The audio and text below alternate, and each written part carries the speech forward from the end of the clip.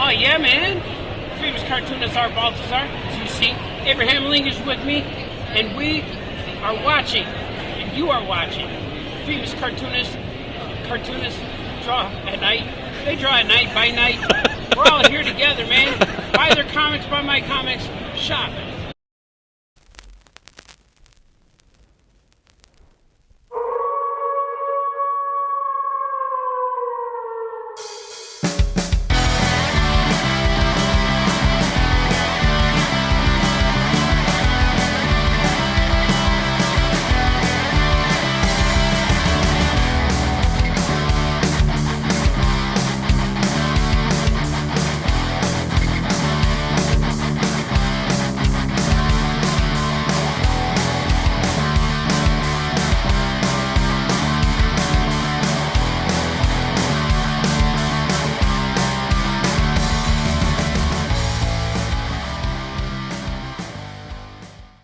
Welcome to Cartoonist by Night. I am Anthony Laatsch. I am joined here with Troy Dongarra, Matt Hansel, Brad Gibson, and our very special guest, a cartoonist, illustrator, etc., Philip A. Buck. How's it going, Philip?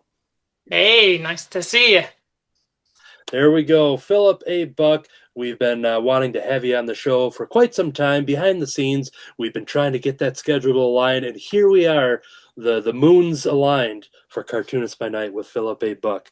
So, what we're going to do here, we want our guests to reveal the topic. So if you just press play and you heard the music and you want to go grab your art supplies or your cheese and crackers and you missed what the title was, Philip, what is the subject of our discussion and drawing for tonight? It's slapstick chase cartoons.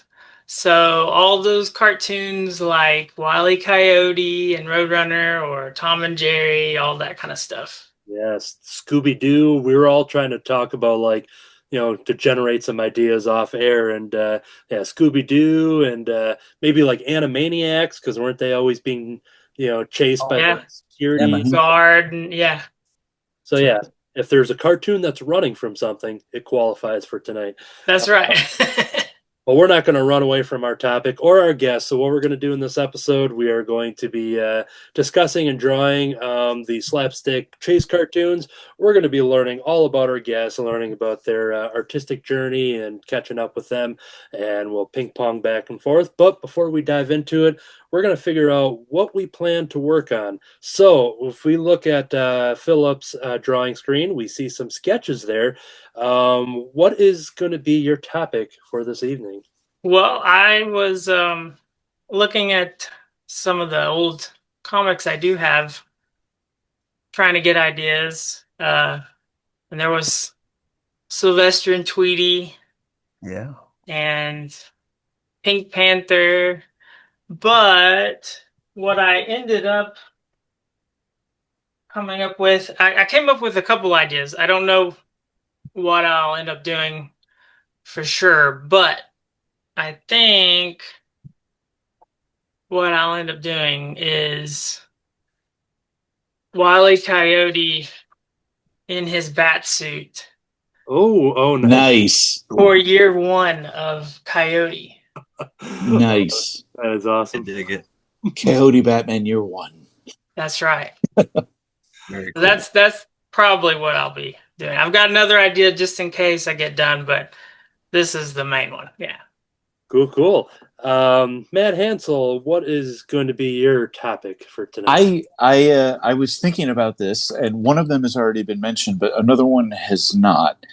So I'm going to do a Tom and Jerry chase scene. So I penciled it out already, and I'll color it and ink it while we're working. And one of my favorite screwball comedies, and I think this counts, is the original Woody Woodpecker. Ooh, yes, cool. So I'll also color and ink that as well. Yeah. Nice. Woody Woodpecker is one of those that the stuffed animal toy would be that and Elf were the two characters that were always by my side, and so yeah, I'm gonna love watching the Woody Woodpecker there. So, All right. And it's the original Woody Woodpecker when he was, nuts. Yeah, Yeah, he was really nuts. dangerously. Right. And after a one-show hiatus, we welcome back D. Brad Gibson. Welcome back. Excited to find out what's on your drawing board for tonight. Well, when I heard the idea, I said, "Oh, I have like a little 4-page comic that I do with my students when I teach classic cartooning, how to draw using structure." And so we use 4 characters. The wacky character, which is the basic structure of Bugs Bunny or Daffy Duck, they have the same structure pretty much. And the other one is like the baby with the giant head, the tiny body, and then the other one's like the brute kind of guy, like how a lot of bulldogs are drawn. And then the fourth one is the goofy character, like kind of slow, like dum dum dum, like Goofy, of course. Yeah, yeah. And so what we do is we make a comic, like I think a 4 or 5 page comic, and I have everything roughed out for them, and they can build over top of it with their own design for their characters. And so that's what I'm going to do. It's got a good chase cartoon here. Oh, So very cool. there's be a cat. This will be like a dog, the goofy kind of character, and then there's the other characters show up, but it's kind of surprised on how they're worked into the story. So I'm gonna use this structure and I'm gonna build over top of it, clean it up. Cool. All That's right. awesome. For my topic here, I am going with Wile E. Coyote and the Roadrunner. Now, when it comes to Looney Tunes in general, they are my favorite characters alongside Foghorn Leghorn. So this is my avenue to get to draw them specifically. So I dug out some of my old Beep Beep the Roadrunner comics. And Oh yeah, so yeah, I always love just finding these out in the wild and just seeing the crazy covers and knowing I don't really have to check my list to see if I have them because there's so many of them. So there's a good chance that I'll always come home with something new. But yeah, so I had a couple of those books, and I always love finding the copies too that just have like writing and numbers and whatever and people's names on and stuff. So that's always extra charm. I have a question about those.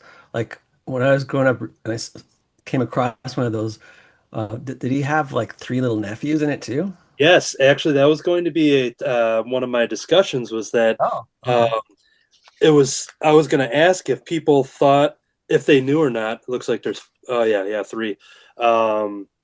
If people thought that was a comics edition or because I don't remember it all in the cartoon. I'm guessing.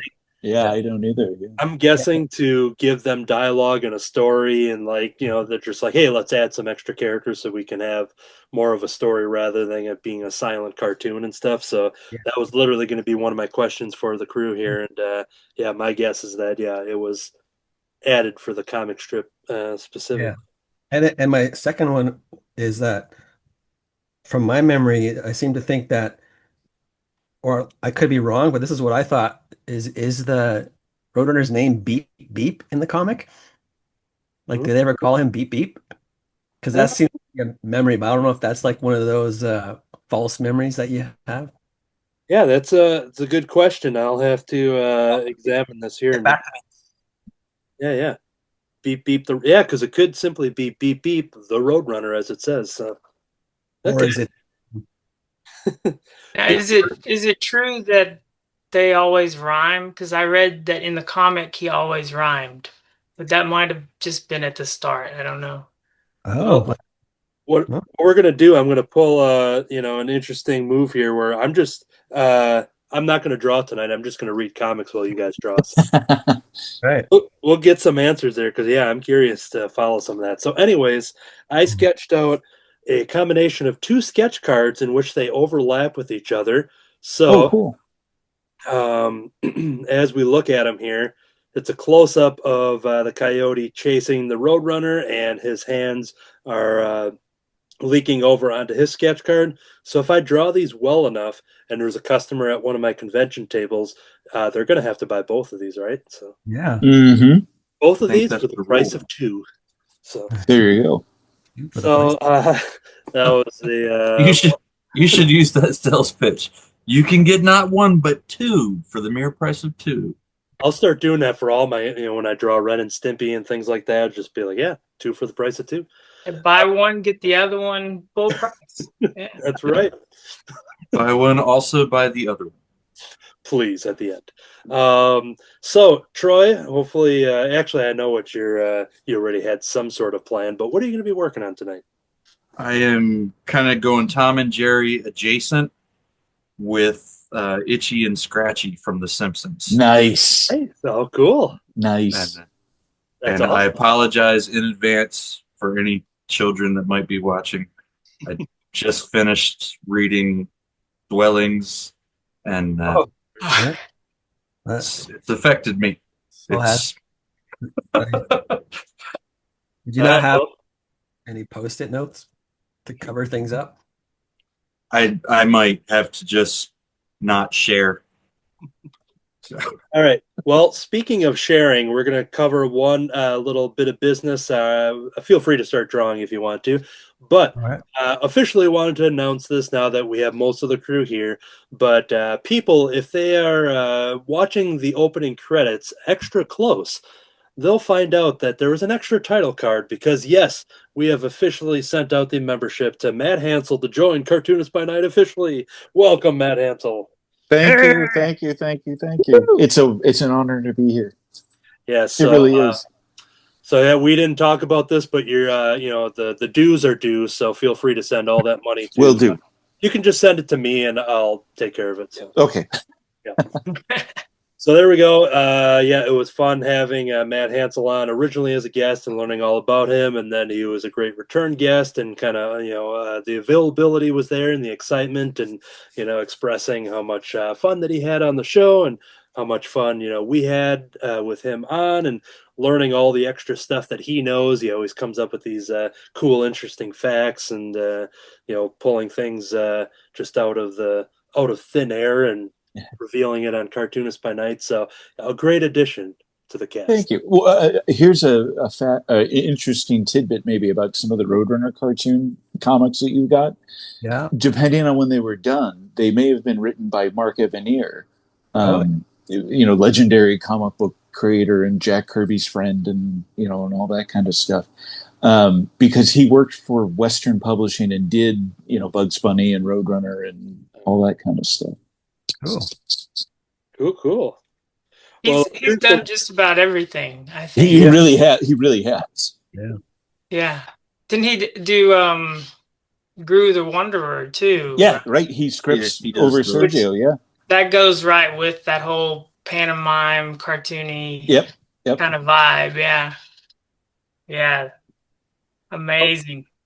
All right, so yeah, feel free to start drawing, everybody, and we'll learn a lot about Philip A. Buck as we go throughout this episode. But first, we want to hear about why he chose this specific topic. So if you can kind of talk about, your love and interest and whatever related to these slapstick chase cartoons, tell us why you selected that for tonight.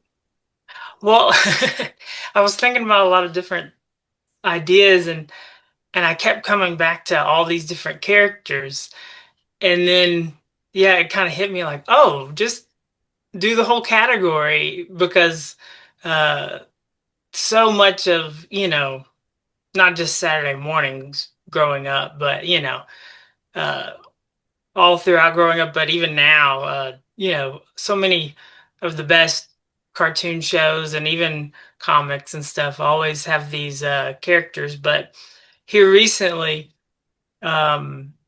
I've enjoyed getting to spend some time with my sister's kids this summer, and it's been cool to see how much they just kind of on their own, you turn something on and see if they like it or not, but they really get into watching Pink Panther. And it doesn't matter if it's one of the newer ones or the old ones or whatever. They're all on YouTube and stuff. Like, they'll have a big compilation video, Yeah, yeah. Mhm. and they'll just sit there and just watch one after the other. And I'll be like, "Well, have you seen this one?" And they'll be like, "Yeah," but they'll be fine watching it again. And but then same goes with Tom and Jerry. I mean, Tom and Jerry's huge. I mean, they love watching Tom and Jerry, and it doesn't matter if it's an old one, a new one, Yeah, yeah. whatever. So the last time they were here, I thought, okay, I've never even watched these, I don't think, but I'm gonna try this. And I turned on the Tom and Jerry Kids, Oh yeah. Oh yeah, yeah, yeah. where yeah, and I had to go do something and left it on and came back in and I asked my niece, I was like, so what did you think? And she was like, it's okay, she's like, it's different. She's like 8 years old. She's like, Yeah. it's different. It's all right. But then when I turned on Pink Panther and Sons, Oh yeah. I remember which that. I just recently found out was a thing, Yeah. um, I turned that on, and you would have thought I had hypnotized them. Like they were Mhm. just like so entranced with it. That's awesome. And I don't know if it's because one of the Panthers was actually talking or or Right. what, but yeah, it's cool to see, them enjoy those kind of but I think a lot of it is you don't have to understand a lot of jokes that have a lot of, context, Yeah. Right. Well, it's pop like you say, a culture. lot of it's visual humor, right? It's Yeah. pantomime almost. So it hmm So it's really easy to just, hey, it's funny. Just like, when I was growing up, I loved watching Laurel and Hardy and, Oh yeah. Yeah. you know, You ever watch the Abbott and Costello and all that. Yeah. Little Rascals? Oh yeah. Well, that's hilarious that you say that because that's their newest thing that they're super into is Oh yeah. Little Rascals, especially oh, the cool. the 90s movie and the sequel that they made like 10 or 20 Oh, years okay. later.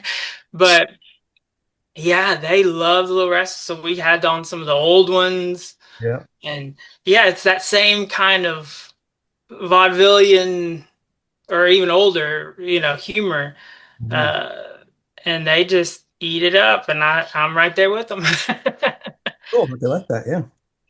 Yeah, it's cool too to see that, like, kids today can still find, the appreciation, enjoyment, with, media is so much different in the sense of like the pacing and, some of the, even if I watch some of the old stuff, some things will just feel so slow just because you're so used to fast pace, Mhm.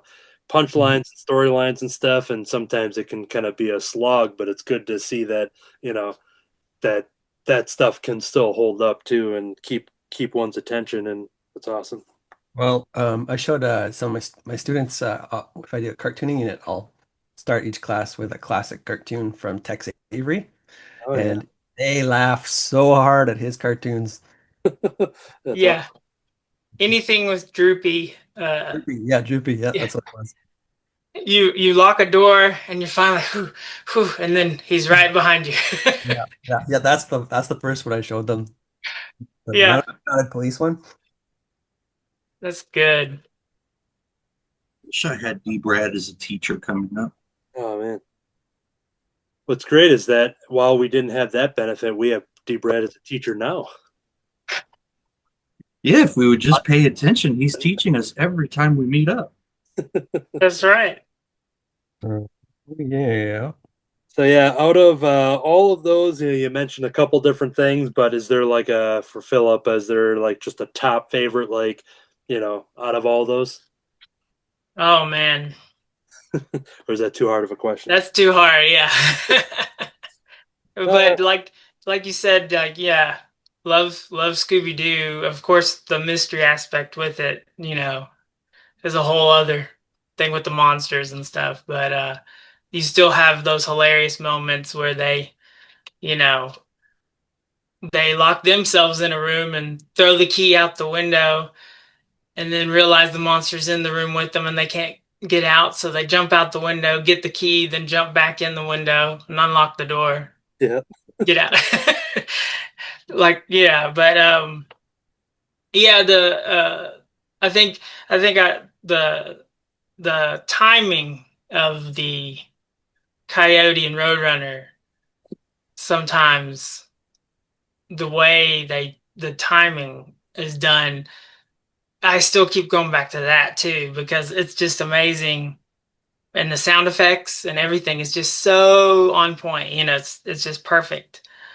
I remember I had heard this, you know, kind of like you hear rumors about behind the scenes stuff and legends about how people made movies and stuff. But I had heard this, but then I actually saw an official behind the scenes documentary where they confirmed that when they were making the first Home Alone movie, Oh yeah. that when they wanted to make sure that it didn't play as like a horror movie or something dangerous, or you know, Yeah. because at first it was like, you know, they're watching the dailies and they're like, oh man, this is, I don't know, you know. So they wanted to make sure it was funny, and so I don't know if it was their plan all along or somebody figured this out on the way, but they went and got all these tapes of Roadrunner and Wile E. Coyote, and they just studied them. Really? And they Oh, studied wow. the timing. They studied, like, you know, he cuts a rope, he waits, he looks up, he looks back at the camera, then the thing falls on him, and then there's the reaction after the fact.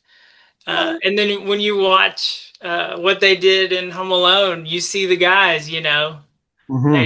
they you know, trip a wire, they hear sound, they look up, they see Yeah, something yeah. falling, they both look at each other, it hits them, and then they walk away with smoke on their face, or you know, something squished their head or what. I mean, That's it's right. so much the same thing.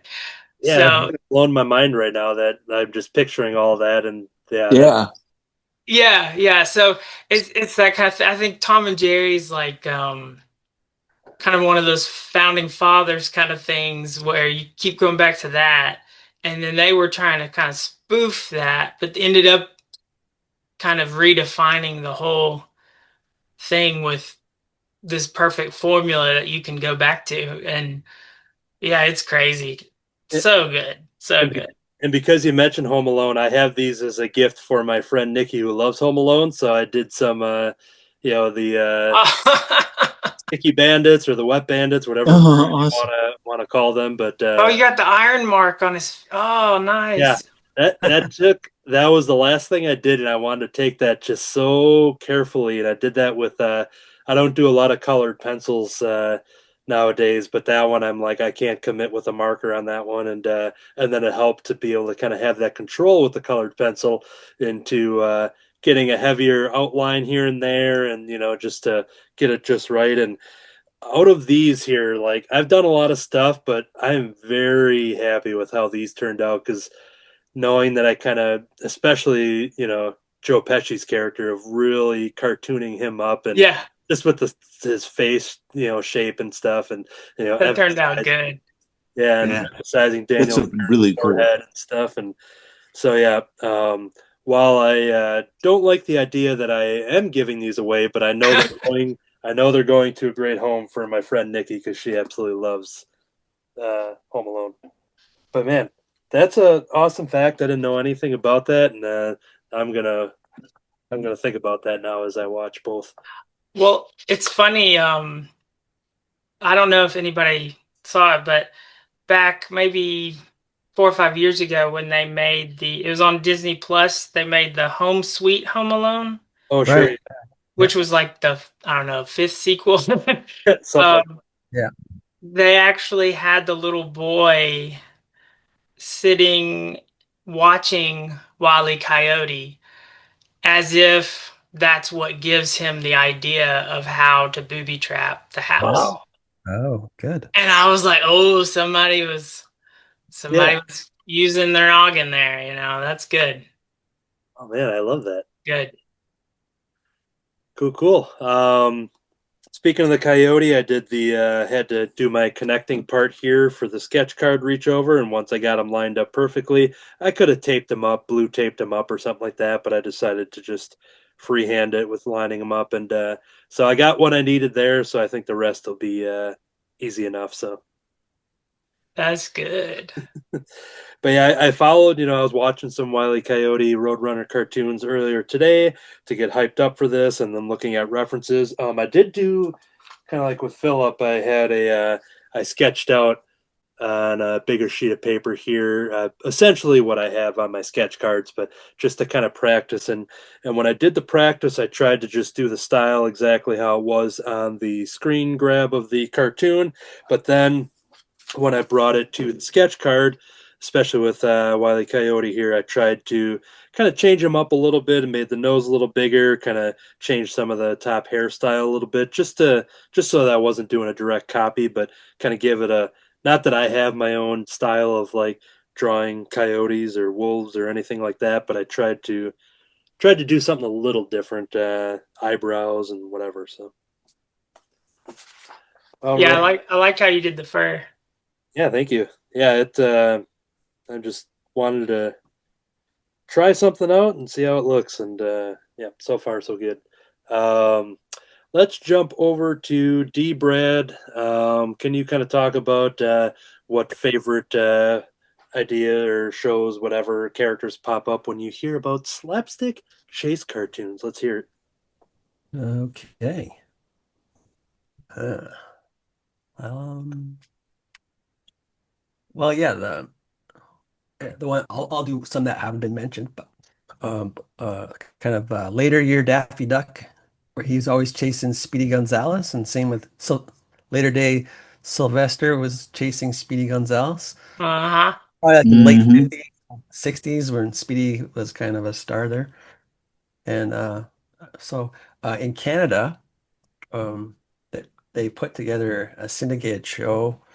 Um, when I looked research, I found out that it aired in Canada, and but it did use the title Merry Melodies. It did borrow that title, Yeah. and it had only cartoons that featured Speedy Gonzales, Sylvester, but never Tweety. It was always Sylvester either chasing Speedy or Hippity Hopper, that baby kangaroo. Oh, right. Yeah. Oh. And then it had Daffy Duck, but only Daffy Duck cartoons where he was chasing Speedy Gonzales. So he was kind of villainous in those ones. And then it had some of the later Looney Tunes that they're very rare. I don't think they're on any collections, but one was like a tiger. Um, I forget his Yeah. name. I think you probably can visualize him if you're familiar with His head shape is kind of like the Pink Panthers, right? Exactly. Yeah, it is. Yeah, it's Yeah. kind of a triangular shape. And then there was another one who's a mouse, a magician mouse, with his sidekick, and he had the voice of W.C. Fields. He's an old timey comedian from the 30s, I think, too. Yeah. Real quick, does W.C. Fields have any relationship with Mrs. Fields with the cookies? No, Okay, carry on. no. I'll Nice, add in laughter. nice, nice try. Nice try. Go away, kid. You bother me. Yeah. That's Hey, That's W.C. Fields, right? Yeah. that's it. That's it. Yeah, that's exactly what his voice He's was. got the big nose, that's always red. is this kind of what the tiger looked like?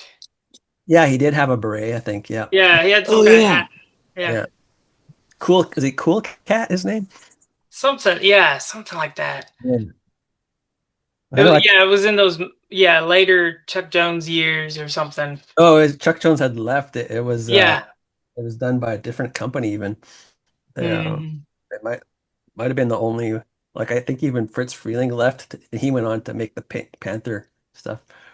Well, it's funny that you were mentioning W.C. Fields because Mhm. um Pink Panther, when they finally made that a show, after its popularity in the opening of the movie, Yeah. they thought, okay, well, we got to make a TV show. But of course, they got to package it with some other characters. Yeah. And I I stumbled the other day on this promo, and I don't know if it ever aired, but originally they were going to have one of the characters be this rhinoceros character. Oh, yeah. And he was a W.C. Fields spoof. Oh, okay. Yeah. And so the horn was in the shape of the big nose of W.C. Field, and he had Oh, a cool. voice, but he was like traveling through history. So it's kind of like a Mr. Peabody kind of thing. Oh, I don't know, but I don't think it ever went anywhere. But yeah. Was the Anteater sort of a W.C. Fields guy too? Oh, I think, he's based on a comedian named Jackie Mason. Okay. yeah. He A came really unique later. speech cadence. And the ant was Dean Martin voiced. Yeah. I didn't know Was it that. was it actually Dean Martin? No, it was John Biner was the voice actor. But doing a Dean Martin Impression, I person, guess. yeah. Oh wow, I didn't know that. Yeah. Yeah, the Deep Brad with his cartoon history. First Pink Panther series, the second cartoon was the Inspector. So they had Yeah. like an inspector with his dum-dum sidekick. And then the next series was Pink Panther with the ant and the aardvark. And then they had another one with Tijuana Toads and a shark character, Or Jabber. Mr. Jaws, Mr. Jaws, that's it. Yeah, not Jabber. and I love sharks, so that he's one of my favorite. Yeah. And Yeah, then, I don't remember the shark. yeah. Yeah, I was like, how did I miss this guy? Yeah, he wore a tuxedo. He had like a purple vest, I think, or something. And Have a top hat? yeah, yeah. That's so funny. I want to give a shout out to D. Brad as he told me about the Spotlight for Everyone. I've been now future Anthony will go through and focus in on some drawings and post and just kind of go back and forth, kind of, just to kind of give some closer views. But I'm now doing this in person. So this will be a test to see how that turns out. But I'm liking this because it's helping me slow down on my drawing because sometimes I'll just kind of go too fast without thinking and then I screw something up and then I have to just kind of fix it and I stare at it. But I'm liking this. For some reason, usually I don't like giving less work to future Anthony, but Mhm. but me and him might be at odds here for a little bit. So Well, yeah. um, I think that picture will be probably clearer too for the close-up. yeah, agreed. Because sometimes it'll just kind of get distorted because I'm just cool. Still learning after all these. I can say all these years because it's been a couple years now. Yeah, I realized the other day you've passed the year mark. Oh yeah, we're past. We're in like Way past. yeah, because this our third year, I think. Oh wow. Is it really? Oh. Yeah, because I think I think so. Man. Wow. Time flies, man. Yeah. So in all that last discussion and the tangents, has D. Brad anything else to add on to some of the favorites? Oh, right. Um, I did not like the Roadrunner. I was so mad at the Roadrunner all the time. I cheered for the Coyote. So you're like the little kid in that one cartoon where the two little boys are watching TV and he says, "Sometimes I feel bad for the coyote. Yeah. Yeah. I Sometimes I wish he'd catch the roadrunner." Yeah, so in the 70s, 1970s and 80s, they made primetime specials. Fritz Freeling and Chuck Jones came back Yeah. specials. And so one of them they did was called Bugs Bunny's Busting Out, something special, Busting Out. And if you have the Looney Tune Golden Collection. Hmm. It's a lot of the specials that primetime specials aired are on those DVDs as special features. And so they do have one where the coyote catches the Roadrunner. Oh, Oh wow! I don't think And I've Does he seen even that. know what to do with them when he catches them, or is he just kind of like, because at the end, Roadrunner runs through a pipe, and the coyote follows him, and the pipe keeps getting smaller and smaller and smaller, and then the coyote runs out, and he's tiny, and then he looks up, and there's this giant Roadrunner, and it goes like big booming voice, meep meep, whatever, and then he grabs the Roadrunner by the leg, and then he holds up a sign, and it says, "You always wanted me to catch him. Now what do I do?" catch and And, release. and then there was a Tiny Toons made for video movie called How I Spent My Summer Vacation. Yeah. And there's a coyote who runs into a delivery van to deliver a package, and the Roadrunner is right in front of it and goes meep meep, and the truck runs over the Roadrunner. Oh no, I don't remember that. Yeah, look that up. In a year from this recording, when we all go to the theater to see Coyote versus Acme, we all know Yes. what side of that argument that D. Brad's on now. He's Exactly. Yeah. Yeah, I outed myself there. when that news came out that they were saving that movie. Was it Catch Up Entertainment? I think I think so. Yeah. so they had released the day that the Earth blew up, if that's the correct words in that title. Seeing the Porky Pig and Daffy Duck cartoon, what they said, the first ever fully animated Looney Tunes cartoon that like didn't have any movie wise, they didn't have any humans and things like that, and it was such a magical experience seeing that in the theater, and just like I just bet, yeah. and because it was like it had no other like huge like Bugs wasn't in it. It wasn't just the whole cast of Looney Tunes. It was very specific to Porky and Daffy's story, and Mhm. it was just amazing just to see that on screen, and then to see the reaction and the feedback, and then finally getting that announcement that they are rescuing the once doomed, the once trashed movie that was being written off for tax credit, never to be seen. And now we are 1 year out exactly from getting to see that in the theaters, Coyote versus Acme. So All right. I cannot wait to see that. So It's a very Wile E. Coyote story. yeah, yeah. Yeah, and it was funny too, when we're talking about the Roadrunner comics, and having the Roadrunners talk and stuff, and giving more dialogue, and rewatching some of those cartoons today, and then mostly just kind of hearing the music, looking up every now and then, going back to sketching. But then it was funny getting one of the, I don't know how, maybe other people have the answer. How often did the coyote speak?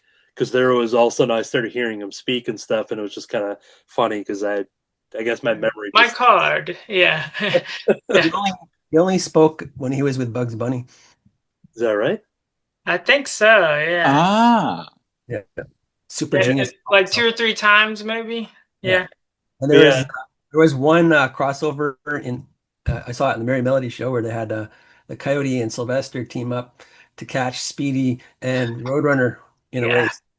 You saw that one, Philip? Yeah. I just yesterday I found a compilation video on YouTube, and that was one of the clips.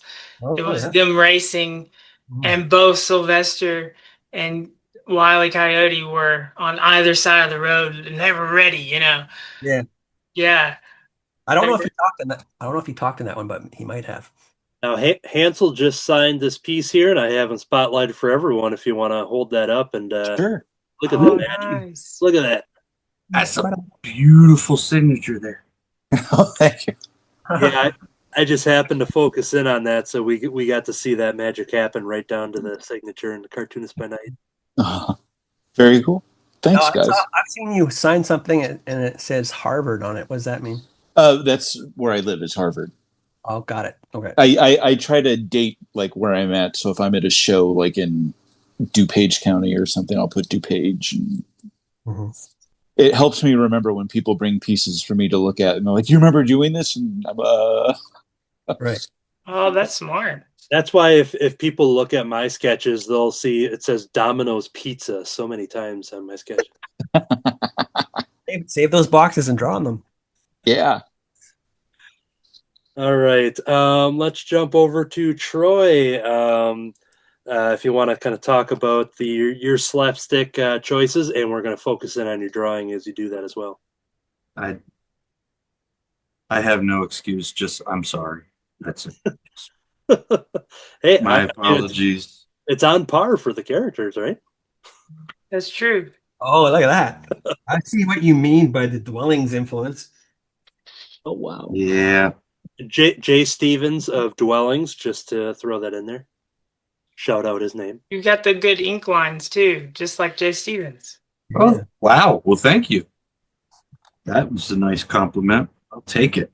Oh, Troy. I think his Troy. penmanship, What- not penmanship, what do you call it? His brushmanship? Yeah. I like that Whatever pen. you call that. He's kind of great. What's it called, that pen you have there? Atambo Fudinosuke. Oh, okay. I'm probably saying it wrong, but I get them on Amazon. There's like a package of 20 of them for $21, something like that. It looks like the same one Philip has. One of these. Ooh. Yeah, Twinsies. same thing. Oh yeah. Oh, Suki. They have soft ones and hard ones. Yeah, yeah. Yeah, I think I like that. It's a better. good pen. Mm-hmm. And cheap. Yeah, Cheap. it's one of my new favorites. Yeah. I use the paper that I use is not smooth. It's got a bit of a tooth to it. And I use a paper with a tooth to it because I tend to smear a lot of ink. Right. And the toothy paper drinks it up better. So I can rub my mitt across it shortly after drawing a line and not smear it. But it also tears up the felt tip on the pen. Yeah. So having the affordability of them is kind of important for me. All right. Something you might want to try for ink stuff. I recently discovered blotter paper, which is really a calligraphy thing. Uh-huh. But it's paper, and when you ink something, so like I just inked part of Woody's head here, you just put it over it and rub a little bit, and it sucks up all the ink without spidering it out or bleeding it out, and then it's safe to touch again. Cool. It just helps it dry. That sounds very useful, for sure. Ah, that's good. I've just been using Silly Putty, That works too. Yeah. and then I get two drawings. I could sell the Silly Putty and sell the drawing. Yeah. I wanted to spotlight that I'm using the brand Sharpay for tonight's drawing. So Sharpay. Very fancy. Very nice. Here's the other. I don't know if that's gonna zoom focus or not. Eventually it focused, but right now it's not. Is that one the hard one or the soft one? This one, the soft one, I think. Okay. Because they're like light blue and black, or blue and black are the barrels are, right? Yeah, they're different. Yeah, different colors. Yeah. All right. Which you would think would help me know which one is which, but it doesn't. I always grab one and, oh no, that's not the one I wanted.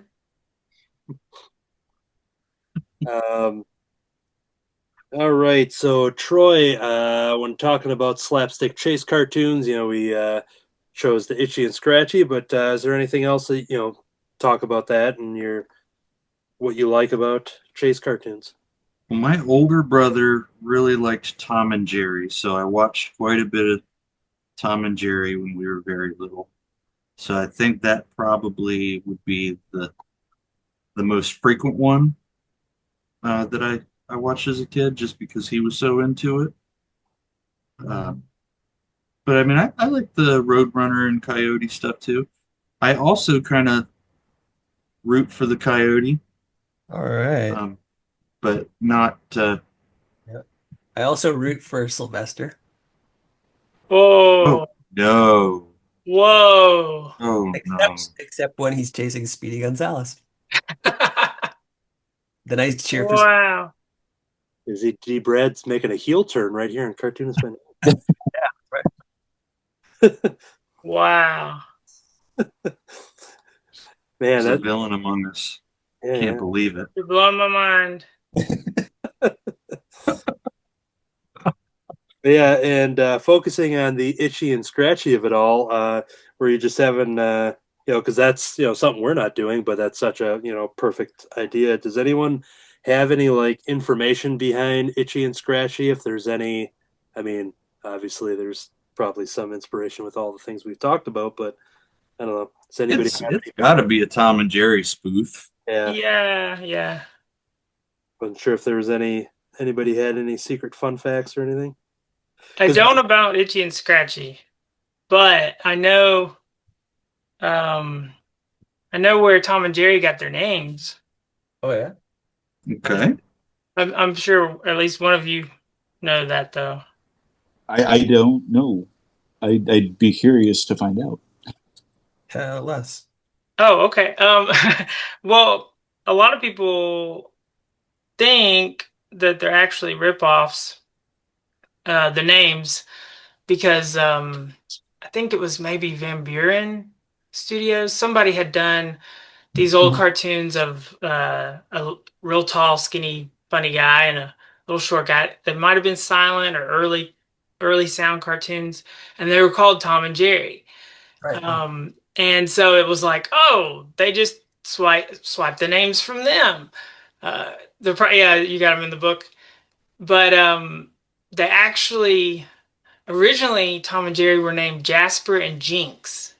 That's right. Huh. Yeah. Yeah, Oh. in the first cartoon, they even say something to Tom and say Jasper. They right. call him Jasper. But then they weren't happy with it, and the studio had a contest. And I think it was someone who actually worked at the studio, so I don't know if it was a contest within the studio or what, but he won, and he said Tom and Jerry because there was a cocktail drink called a Tom and Jerry. Okay. And it was named after the old British term for rascal children, boys that would get into trouble late in the evening were usually known as Tom and Jerry. Interesting. And I was like, oh, that's perfect. Yeah, that's them. That's them. Anthony, I'm Spotlight. familiar with the Tom and Jerry mix being a thing, to get at the grocery store and stuff. And yeah, just to throw that little fact. Yeah, so it's all connected. So yeah, those guys were Tom and Jerry first. Yeah. Wow. Yeah. What is in a Tom and Jerry drink? Does anyone know? I don't drink, so I have no idea about that, but Cat I and just mouse. thought how interesting. Yeah. Let me can get a live fact check right here. Tom and Jerry mix is a batter used to make a warm spiced rum based holiday cocktail. Maybe some people will do that when we have our prawn nog and our whatever the other one we called when the Cartoonist by Night holiday specials. Right. And let's see, the batter is made with stiffly beaten egg whites, egg yolks, butter, sugar, and spices like nutmeg and cinnamon. Let's see, spooned into a mug and topped with rum, hot milk, drink. Okay, so yeah. Well, that sounds foul. Here is the mouse character I was talking about earlier. The W.C. Fields one. Oh yeah. Oh, okay. Yeah. Nice. So yeah, anything else to add there, Troy? For Nah, not just same old, same old. Tom and Jerry. Did you ever see the Tom and Jerry where the Tom mixes like a concoction? I think he's trying to poison Jerry, but Jerry drinks because like a fly lands on it and dies. So, but then Jerry drinks it and he gets all muscular. Oh, yes. Yes. Yeah.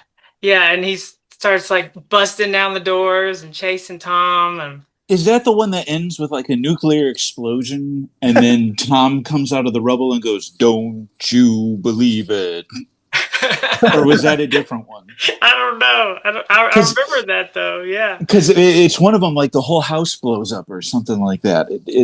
Uh, and I can't remember what the context is for "Don't you believe it," but I found that hilarious as a kid, and I still find it hilarious even today. Yeah, yeah, that'd be worth finding. I know at the end, I think Tom tries to mix it up again and drink it himself. And then what happens is it just shrinks him. Oh, right. And so then Jerry's able to just, pick him up by the tail and kick him and, chase him around the house. It's great. We'll jump over to Hansel if you want to talk about some of your favorites and your association with slapstick chase cartoons. Yeah, I picked Tom and Jerry for all the reasons we've been talking about. Which this is fascinating because I didn't know so many things about Tom and Jerry. But Woody, the original kind of screwball Woody Woodpecker, those are amongst, I still think, the funniest cartoons that have been done. Because he was just totally insane. Yeah. Um, Yeah. Especially the first one that he's in, where it's with the panda bears, and he's pecking holes in their roof. So I just those kind of characters have always appealed to me for whatever reason. Same thing with early Daffy Duck, right? He was insane. He's kind of crazy. They kind of brought him back to that, haven't they? Yeah, they have. He's kind of returned to his roots finally. So that I enjoy those kind of chase cartoons. Is there current Looney Tunes or Merry Melodies out right now? Yeah, there were some that came out like a few years ago, made for Max, and their the style is based on the 1930s designs of the characters, and they're they're it has a little bit more of an edge to it, some of them, like but it's the same kind of idea of the screwball stuff. It's but was Right? one Yeah. Right. was one just series of shorts just before these ones called the New Looney Tunes, and it was called Wabbit, and then Oh yeah. and it was a different design, more modern, kind of ugly, the ugly design that they have. I call it ugly, but it doesn't mean I don't like it. Um, Mm-hmm. but they're not like cute. Kind of wonky shapes. Yeah. Yeah, yeah. And then there was the Before that, there was the sitcom Looney Tunes. yeah. Yeah, Oh, right. Yeah. I've only seen clips of that, but it's pretty funny. hilarious. Yeah, it's fun. Yeah. It worked. Yeah, some of the other ones that I know out of those new Looney Tunes that had edge to it was the Roadrunner Coyote ones, because he would go right off the edge. Right. Yeah. I'll be here all night, folks. Let's jump over. Oh, so Hansel, anything else to add for your favorites? No, I'm all good. Cool. I have to ask, when I see that woodpecker, I always think of when I see that version of Woody, we had a public domain VHS tape, from kid with all these cartoons on it, and it was the one where he's like that and he doesn't fly south for the winter. Oh, right. And yeah, and so he's stranded in this cabin, and so's this cat, and Yes. they're both getting hungry, and they're Yes. chasing each other around, trying to eat each other. Yes. And Yeah. they keep envisioning each other as roasts and all that. Yes. Yeah, Yes. yeah. So anytime I see him like that, I think, oh man, he don't trust him. He's gonna eat you,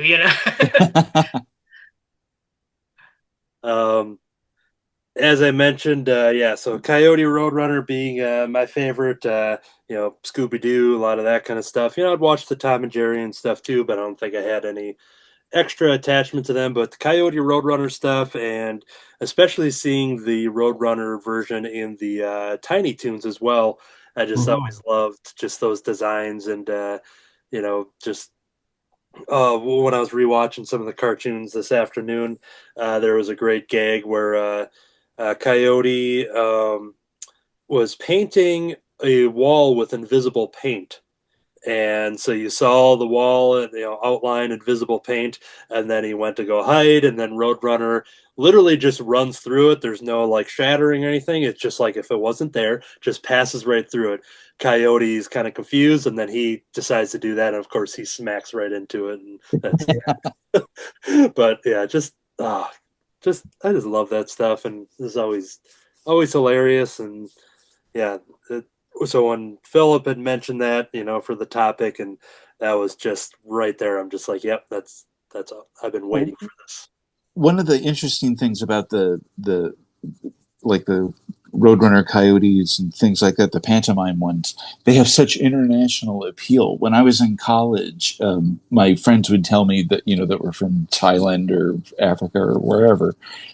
They would watch Pink Panther or Roadrunner and Coyote because there was no words, right? It's just all pantomime in action, and I always thought that was interesting. I'm like, wow, okay, universal appeal. Yeah, yeah.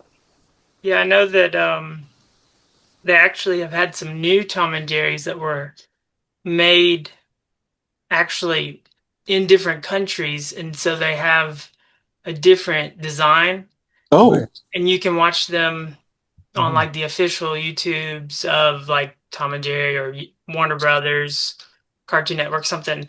But I can't remember which countries they are, but I think there's two different ones, and there's a Japanese one that I think goes like, I don't know how to say it. It's Gokko, Tom and Jerry, and then it's Okay. Gakko or Goko, and then there's another one that looks Asian as well, or I don't know, but there's still you know still Tom and Jerry.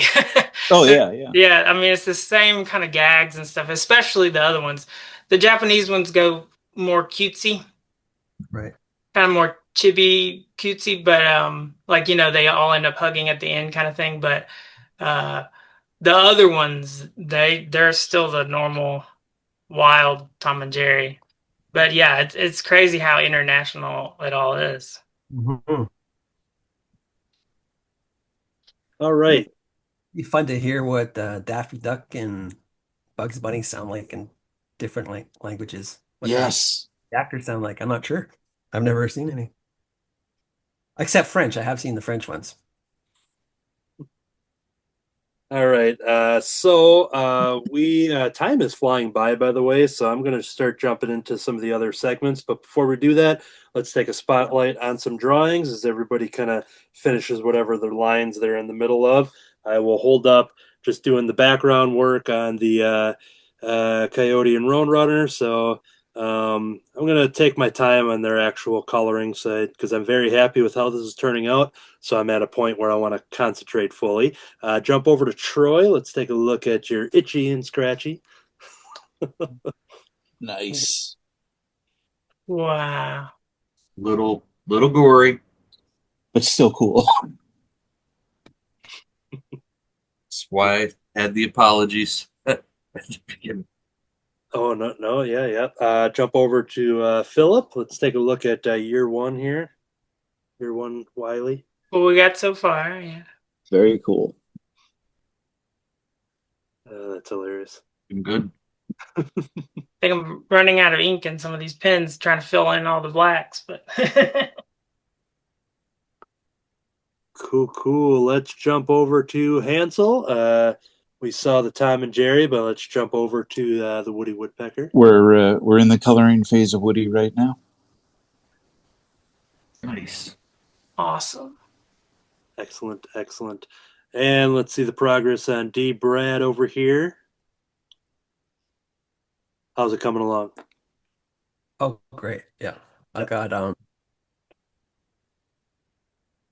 page one, cat just walking along, reacts to something off screen, and the dog comes chasing after him. And then, oh, wait, he goes, wait, screech. He goes, "Watch out, my big brother will get you." And he's imagining his big brother to be like a, I guess that should have been a cat. I'll make that a cat. Oh, wow. Look And how quick after that weeks, character just changed right there, right before our eyes. Just right. That was amazing. goes to meet my brother. He's a little tiny cutesy rabbit. And he's laughing at him. And now he's going to go put her there. And then it's going to be um, to be continued. That's how far I am so far. So everybody else is working on one or two drawings, and you have like a mini comic. I have it already laid out though. D. Brad's got the graphic novel, and it's already solicited. Get that at local book. Basically storyboards, yeah. Yeah. Okay, so yeah, we covered everybody there. So what we're going to do here, just so we can kind of catch up to our normal model here, we want to learn about Philip A. Buck. So what I'm going to do, I have some images of your artwork that I pulled, some things that I particularly was interested in, and thought that everyone needs to see these. And as I show those off, if you kind of want to talk about where art came into your life and kind of your origin story. So feel free to kind of talk about yourself, which is some of the most uncomfortable thing anyone could ever ask anyone to do. But while we do that, then we're going to look at your work, and some of it might be really old to make it even more uncomfortable. So there you go. Yeah. All right. So yeah, feel free to talk about yourself. Okay. Yeah, I guess just like a lot of people, just always love drawing like a lot of kids, but I was fortunate both my parents pretty creative in different ways. My dad would, when we would be at church, he'd be doodling on his notes just to keep me entertained. He'd be drawing something on the side that I could watch him draw sitting in the pew. And my mother was an elementary school teacher. And so she was always making stuff for her classroom. And my older sister always had a talent for drawing and making stuff. And so that I think that just, made it just natural to pick up a pencil or tell a story or pick up a book and look at the illustrations and try to figure out how did they do that, and so we were always coming up with stories and drawing pictures for those stories, and then me and my friends would come up with our own superheroes and try to write stories for those, because we were into comic books as we got older. And then I was lucky to have some really good teachers growing up too, that whether it was the great art teachers, but also other teachers that would let you kind of have a assignment, and you say, well, can I also draw something for this assignment, or can I do this or that? And yeah, sure. But then yeah, and then went to college and studied drawing and painting. So it was mostly the fine art background of things, but again, the professors knew that I was interested in animation and comics, and so they would let me, skew the assignments towards those things. And Awesome. I actually, had teachers that would lend books to me, and some of them would give me books about comics and animation and things. And then once I graduated, I just started trying to make it happen. Try like everybody else, just try to pick up what you can. Whatever else you got to learn, whether it's online tutorials or from friends, and I just started doing some. I think you showed it a minute ago. Some color work. A friend of mine, Corey Jones, he was the illustrator for the VeggieTale comics. Oh yeah. When Wow. they had adapted. It was back when DreamWorks owned the rights to VeggieTales, and they put them on they put a new series on Netflix back in the day. Mm-hmm. And so they were trying to come up with some books to adapt the old stories, but also add some new ones. And so he was the illustrator on those.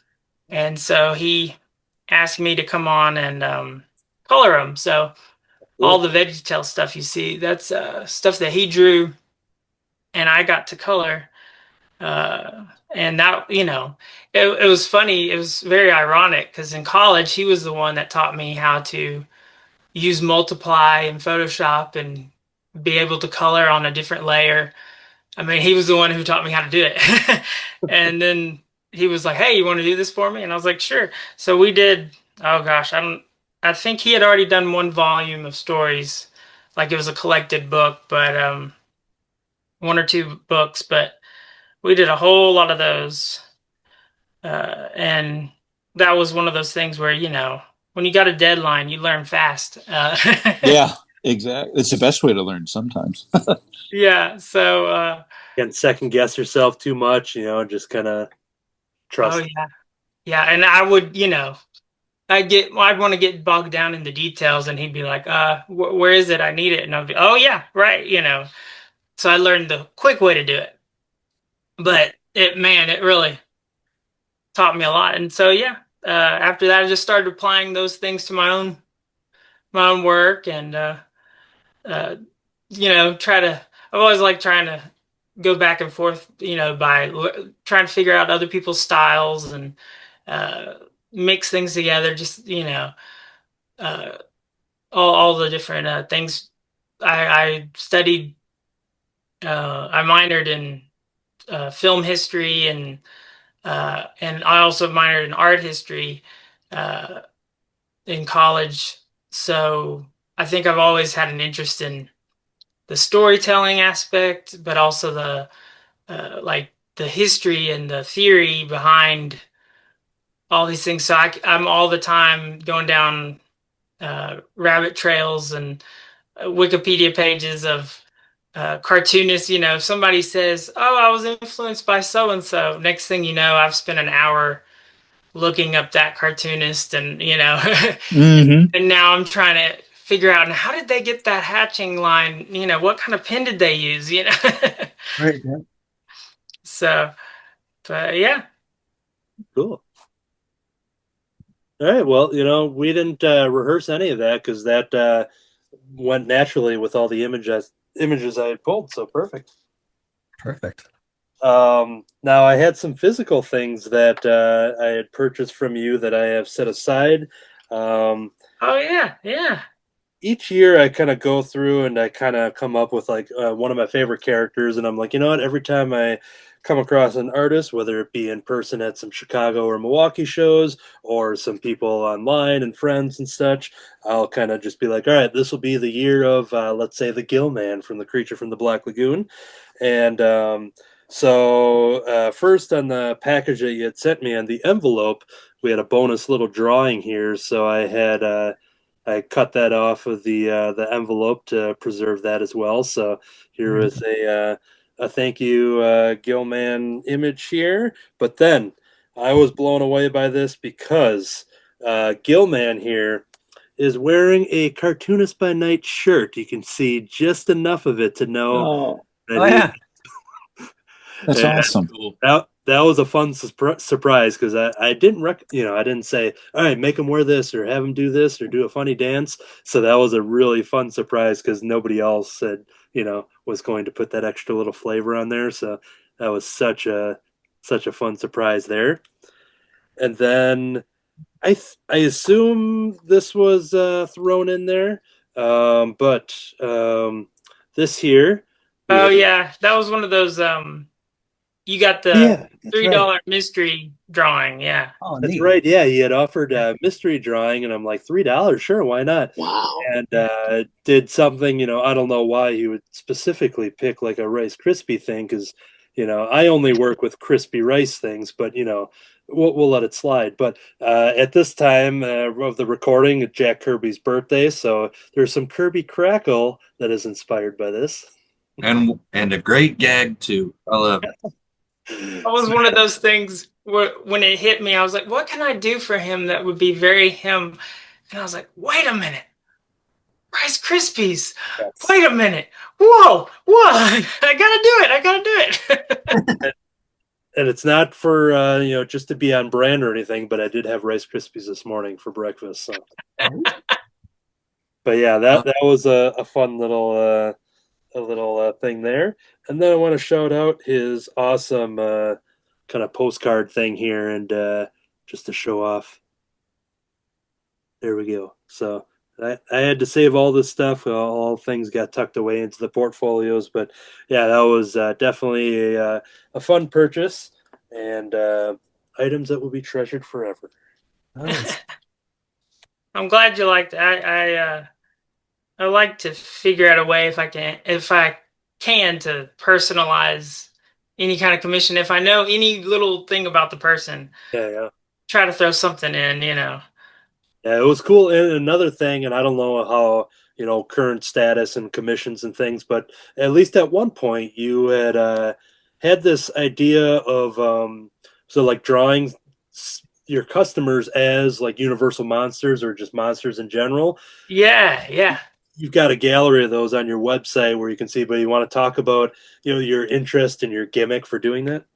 Yeah, it was one of those things. I was just trying to come up with something that would be different, get people's attention, but also be fun to do. And I was like, man, I don't know. I'd really like to be drawing some monsters right now. And it was like, I don't know, it might have been probably about 10 years ago, but it was coming up on October. And I was talking to my sister and I was like, I don't know. I was thinking everybody's into their selfies these days. I don't know, maybe monster my selfie, like a hashtag, and people could, do it. And then I don't know, like a contest. If you get chosen, I draw you as a monster or something. I don't know. And she's like, do it now. And so I thought I'd just do something real simple, real cartoony. But once I got going, it was so much fun to try to figure out how to draw people as monsters that I ended up, I was looking at a lot of Edward Gorey's line work. Oh, wow. With the cross hatching but also like Jack Davis, how he could do the exaggerated monsters, like Frankenstein's monster and all that, Mhm. but still have that appeal. And I was trying to figure out, oh, how do they do that? Try to mix it all together. And so next thing you know, I was spending way too long on each of these little ones, and I had to start charging more for them because I was, taking longer. But each year people would ask for them, and I wasn't able to do it every year because I was busy sometimes. But yeah, I still get asked this time of year. People will, at least one or two people will come to me, and now it's gotten to the point where so enough time has passed that it'll be like I've actually had a couple that I did kind of like your Roadrunner and your Coyote, Anthony, where they connect. If there's a couple that get them done at the same time, I like to do it where they actually connect.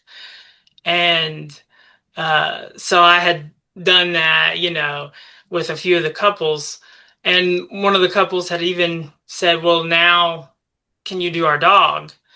And I was like, "Sure." So I did their dog. Well, a few years passed, and they said, "Well, now we've got two kids. Can you do our kids as monsters?" And so since the parents were vampires, I was like, okay, the children of the night, what beautiful music they make. So I made the kids little bats, and so it was a lot of fun. Yeah, Cool. I got a kick out of it. Very cool. Now, if this is somebody's first episode of Cartoonist by Night, because Stanley always said that every episode of Cartoonist by Night is somebody's first episode of Cartoonist by Night. He famously said that. So if people are watching, they may not know that all of us, the cast members, are here just due to the fandom of Oh Yeah Comics. That's how Cartoonist by Night was originally born, being fans of Art and Franco and Scoot and everybody that does the magic over there. And this is how we came to know Philip A. Buck, popping up in the comment section of like Art Baltazar's live shows and things like that. So we want to hear from you on kind of your love for Oh Yeah Comics and how you got into it and anything you want to say about Oh Yeah, because there's a good chance that Yeah. they're listening. Oh yeah. Oh man. We are contractually obliged to have this section now. Let me just cross it off the list here and we're good. Okay. Yeah. Well, Make us proud, Jill. yeah, I think it was probably back when they had done. I had barely seen Tiny Titans like in the store in the comic shop or something, and not really knowing what it was. And I think I had seen Patrick the Wolf Boy just online and thought, "Whoa, that looks cool. What is that?" But not really knew. But I think they had done Tiny Titans, but then they did the what is it, Back to the Treehouse? Yep. Or Yeah. I've got it. I've got it back here on the bookshelf. But anyway, it was right around the time that came out. I was really listening to a whole lot of podcasts, and at that time, and so I was listening to John Suntress, and he was like, "Hey, my buddies are here to talk about their new book," and I was like, "Who are these guys he's talking to? I don't know who these guys are, but they're hilarious." And it was Art and Franco talking about Tiny Titans, and they were talking about how they had their own podcasts and how they made these books together and all of that. So next thing I'm at the comic book store buying the whole volume, and Awesome. and then fast forward a while, and they were doing the Oh Yeah Comics Kickstarter. Yeah. And so that really, I was like, oh man, this is incredible. That really got me excited because I was trying to come up with my own characters and stories and things at the time, and seeing them not worry about like, oh, this is what's trending right now in stories, or zombies are big right now, or whatever it was at the time. They just, hey, here's a cat and a bug and they're superheroes. Let's go. I was just like, I'm here for it. Take my money. Let's go. And so yeah, ever since then I've just been trying to keep up and follow along, but of course I've missed some of the stuff along the way. But I loved the Superman Family Adventures. Oh, that was really good. I enjoyed that quite a bit. And I don't think I got the last few issues, but I really enjoyed how they tied it all in with the Tiny Titans, but then also did his story and stuff with his Kryptonian parents and all that. I just thought that was so cool. But and then recently I've tried to catch up on a lot of the stuff that they've been doing, and but they make so much stuff. It's it's hard to catch up. Yeah. Very easy to fall behind. So Yeah, that's what I'm finding. Because I think there's a few years worth of books I'm still needing to catch up on. But very cool. Yeah, their creative energy and their humor and everything that they're known for definitely is worth getting into and worth building a fandom around and getting inspired and even creating a drawing show to celebrate them and come together as a fandom and an audience and friends. And so it's cool to have another Oh Yeah Comics fan in the chat here. yeah. Cool. All right. We are going to slowly bring this show into the station.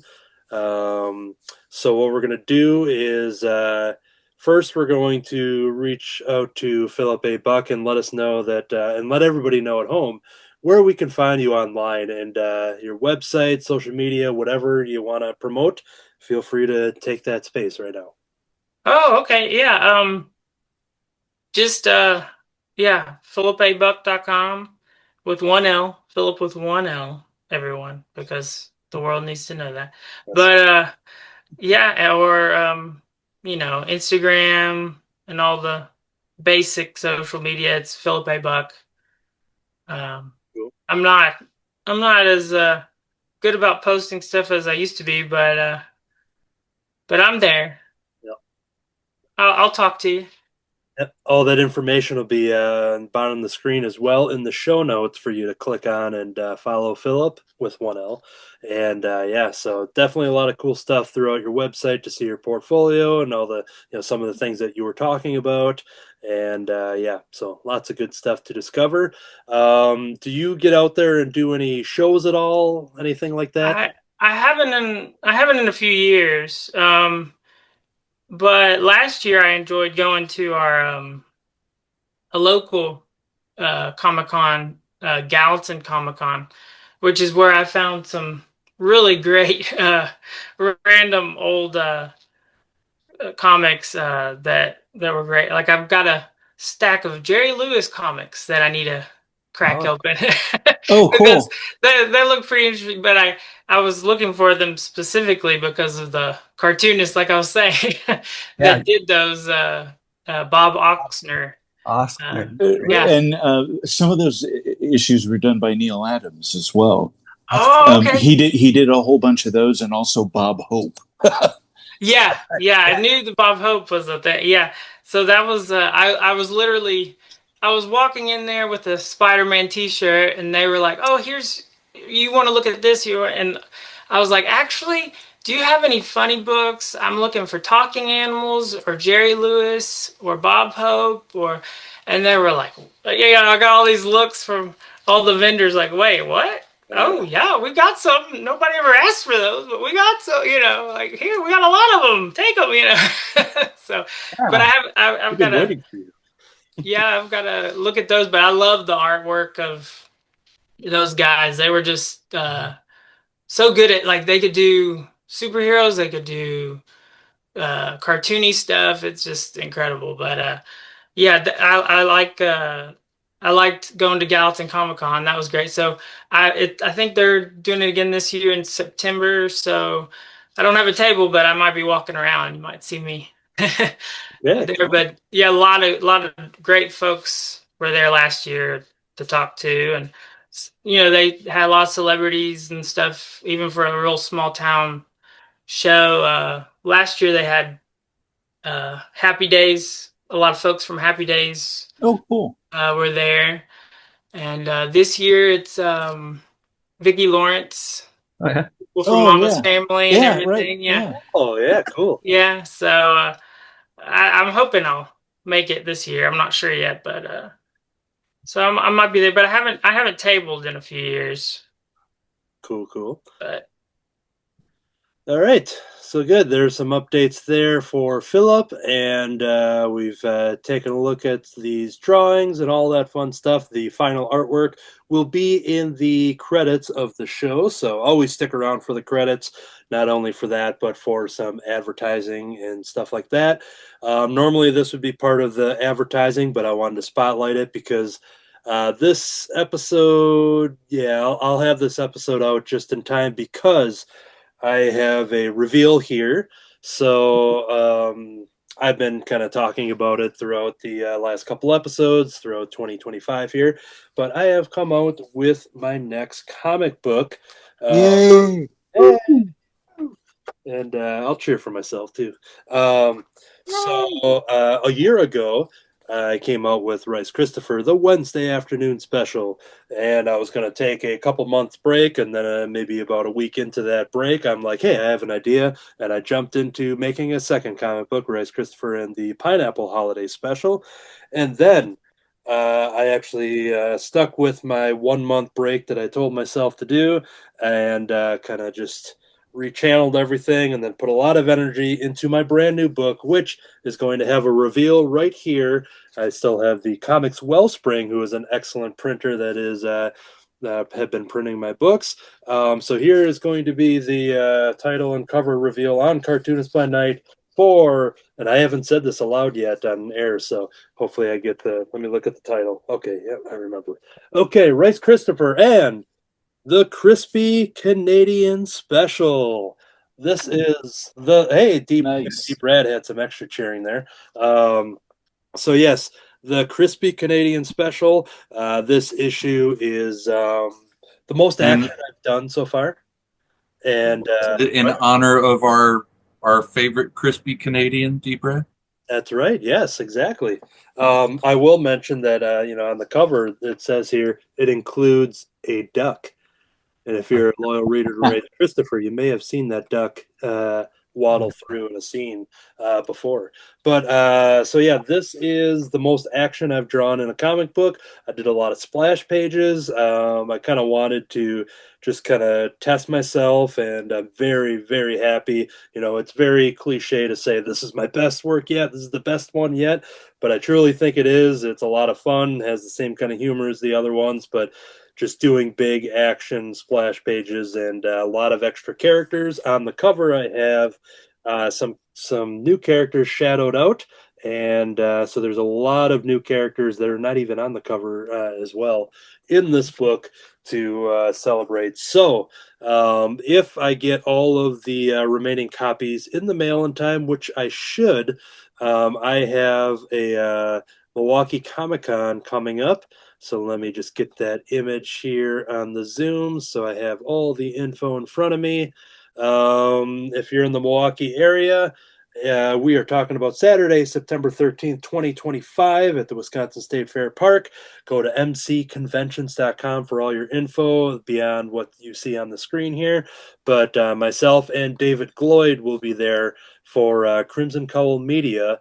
And if the copies come in, they should be, then I will be debuting Rice Christopher, the Crispy Canadian Special. And then right before this recording, I had a visit from David Gloyd, past guest. You can go back in those episodes and check that out. But he made a debut. I won't go into too many details because hopefully he'll be on the show to kind of promote it as well.